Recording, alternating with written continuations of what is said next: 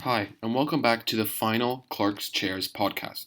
Today it's just me, and I'll be talking about how I was able to take this journey of learning people's experience, but also what did I learn from making a podcast, researching about the people's specific jobs, and what I learned from the podcasts.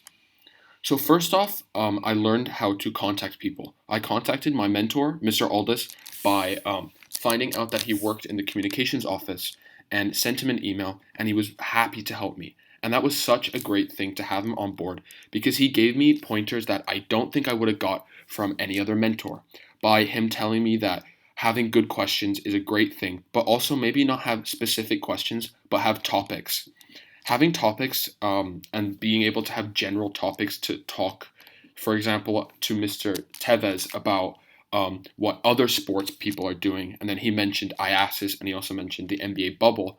I don't think I would have thought about asking a question specifically about the NBA bubble until Mr. Aldous told me that just asking about specific topics was great because then I could actually get better answers out of the people because I would then be able to have easy follow up questions than if I didn't really have specific questions, which I did have some specific questions I kind of asked in the beginning, but then throughout I could just ask follow up questions about specific topics.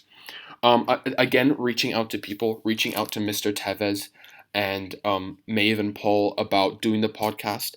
That was another thing I learned about how to construct a good way to ask people how to be on board of something that is a bit different and kind of they put themselves out there knowing that it's going to be published. But also it was great to have them on board. I think getting such different point of views of people's work was kind of a great thing because I didn't really kind of want to keep it to SAS or something. I want to kind of expand and see what other countries were dealing with.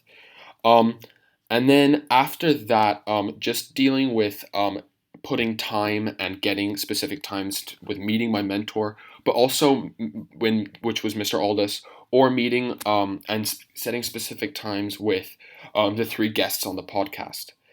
And then another thing I learned was how to set up a podcast. What kind of things work, what don't work. Looking at other people's podcasts. For example, one of my favorite ones is the Joe Rogan podcast, and how he also does the similar thing. And he doesn't ask specific questions. He just has a topic and then kind of asks the person what they think of it, and then he has really good follow up questions, which was another thing that I really learned.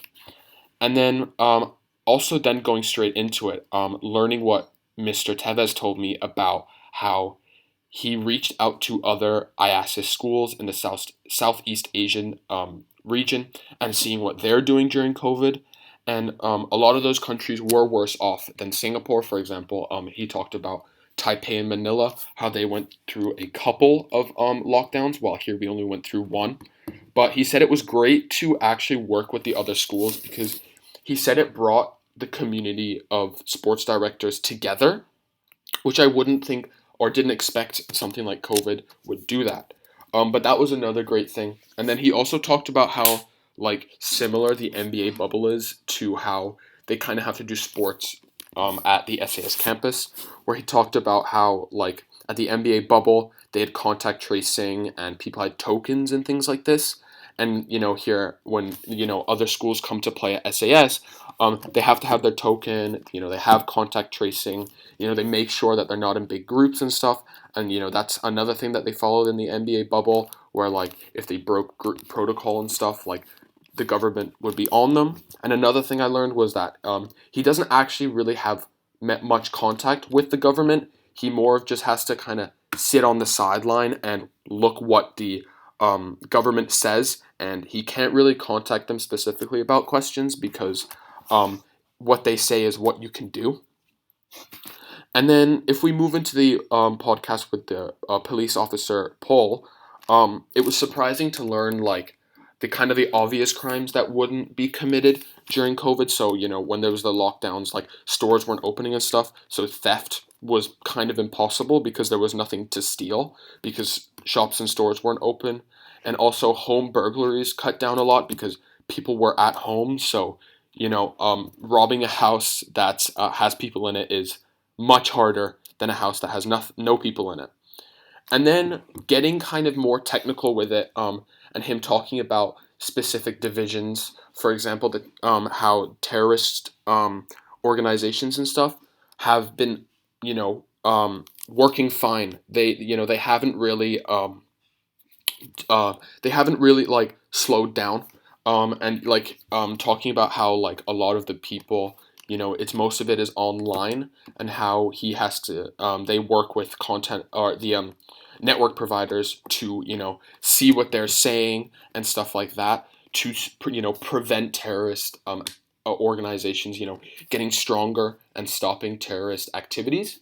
And then also moving more to like online stuff, so scamming and fraud, because people were at home, like mostly on their computers and stuff. So that was another thing they were watching, and also moving into online child pornography. That was another thing I didn't really expect, but he said like how the UK, really tries to really prevent this from happening, and in the UK, he said not a lot of child pornography is produced in the UK, but like quite a few people do watch it. He said the two other countries that produce it, the other country that produces it the most, he said, was the Philippines, but the two other countries that consume it the most was the United States and Russia, and how he has to kind of like work and try and prevent this from happening, but it's very difficult because he can't really do and like work like specifically with the US and Russia because they're doing their own thing,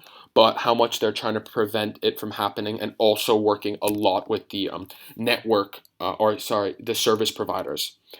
And then if we move to Maeve, that was a very eye-opening podcast. When she talked about how they have several wards in her hospital. She said she worked in a great hospital, but they had to change every single ward except for one to COVID wards, and how they were so backlogged on chairs that they were really thinking about they might have to put people on the floor because they didn't have enough beds, and how in the first lockdown it was such a surprise and stuff that they actually couldn't really they couldn't like they were running out of oxygen and things like this, and that was such a scary thing because if they did, then they can't, they were struggling to think how they can save people's lives. And then kind of saying how the second lockdown came, they were much more prepared for it. They didn't run out of oxygen. They got extra beds and stuff. But then also her saying how, they barely ever have ambulance backlog, or they don't actually have a backlog of ambulances waiting. But, from COVID, this is the first time in a long time, she said, that they had ambulances just waiting, and where they didn't have enough beds and stuff, that they had to treat people in ambulances, and that was really hard because they all their ambulances were at her hospital, so she was just thinking about how other people that are like really fighting COVID can't come to the hospital because there's no ambulances, and how other hospitals were so backlogged as well that she was getting ambulances from other parts of London, and also how people were coming to help their loved ones, and they were in the back of a car, and they were treating people in the back of a car. And she said probably one of the hardest things was she had to watch three people pass away in the back of their own car because they couldn't get to the hospital quick enough because of ambulances. And that was a hard part in listening to the podcast. And another thing was like she couldn't really take days off. Like she had days off, but she has such a good morale, or morals, sorry, that she didn't really take days off, like, 'cause she couldn't, because that's one less nurse in a hospital, and one nurse, that can save a life. And she was saying how difficult it was then coming home, knowing that she's just been in a hospital that is COVID infested, and then has to come home to her family, hoping she doesn't have COVID and give it to her family. And how we moved on to how it is going right now. She's saying a lot less people are in the hospitals. Another thing, actually, before I get into that, was how she said people with pre-existing conditions, for example, she mentioned cancer. Cancer patients weren't coming into the hospital because they didn't want to get COVID. And, if they did get COVID, then, they're fighting COVID and cancer, and the risk of, them dying is so much higher that she said, people were dying at home because they weren't coming to the hospital because of things of not of COVID. And then she said a surprising thing was like, like in the lockdown, like they'd have the first like wave, and then like after that, they would barely have people in the hospital. And she said how weird that was because normally, a hospital's a busy place. And she said how weird it is like not to have that many people in a hospital. And then we moved into how the vaccine rollout is and how the world is kind of viewing the UK because they're a big country with, but that very compact that has done a good job of rolling out the vaccines. The world is going to look at them and see how they can deal with the vaccine, and how reliable is the vaccine in a mass amount of a mass group of people. And she said that because of the vaccine, a lot less people are coming in because they don't get the symptoms from COVID, or if they do get the symptoms from COVID, they're not bad enough for them to come in. So, I learned so much over those three podcasts that I don't think I would have learned, which is it's really nice because it kind of gave me a view on the world, that how Singapore is very different to other countries, and how other different types of fields have to work with different things, but also how they're kind of similar. With Maeve and Paul saying that when they were in the lockdowns, they had less crime out on the streets. Paul had less crime, and Maeve said there was less people, and how Mr. Tevez said, there's a lot less things to do when you're online. So it was very eye opening to listen to these people and their journey and their experiences. And the great thing is that they all stayed safe. So I think it was an amazing learning opportunity for me to do this project and make this podcast. And I'm so happy that I did it.